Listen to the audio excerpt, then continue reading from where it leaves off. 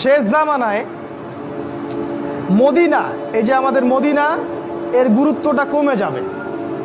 এটা আবু দাউদে আছে হাদিসটা। মদিনার গুরুত্ব কমে যাবে, মানুষ মদিনাকে অতটা মূল্যায়ন করবে না। মানে মদিনা থেকে বিশ্বের সবকিছু নিয়ন্ত্রণ করা হবে না।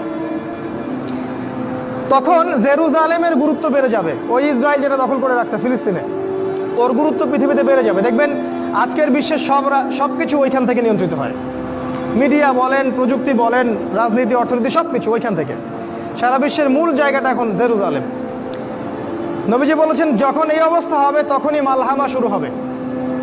সাহাবীরা বললেন মালহামা কি জিনিস?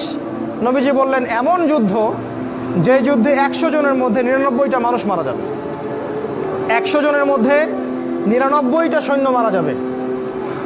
এবং এই যুদ্ধটা হবে ইউফ্রেটিস বা ইরাকের ফোরাত নদীর সোনার পাহাড়কে কেন্দ্র করে। এটা সামনে হতে যাচ্ছে।